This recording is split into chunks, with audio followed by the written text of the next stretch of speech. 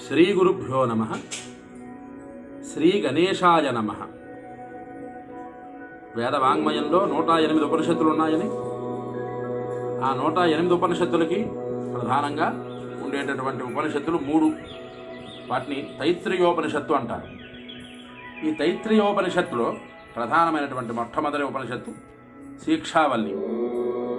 ఈ శిక్షా ఉపనిషత్తులో మానవ ధర్మములు, మానవుడు ఎలా నడుచుకోవాలి భూమి మీద, అలాగే వేదాన్ని అభ్యసించాలి, వేద వాంగ్మయంతో జీవించాలి, వేద వాంగ్మయం ద్వారా ధర్మబద్ధమైనటువంటి జీవనాన్ని జీవించాలి అంటే ఏ రకమైనటువంటి జీవనాన్ని సాగించాలి అన్నదంతా కూడా ఈ శిక్షావల్లిలో ఉంటుంది.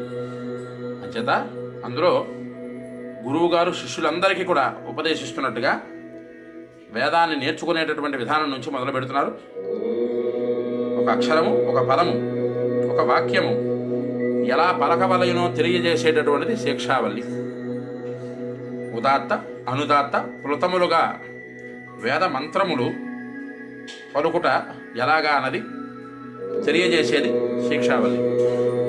ఏకమాత్ర, ద్విమాత్ర, త్రిమాత్రలుగా వేద మంత్రములలోని అక్షరములు పలుకుట ఎలాగో తెలియజేసేదే ఈ శిక్షావల్లి.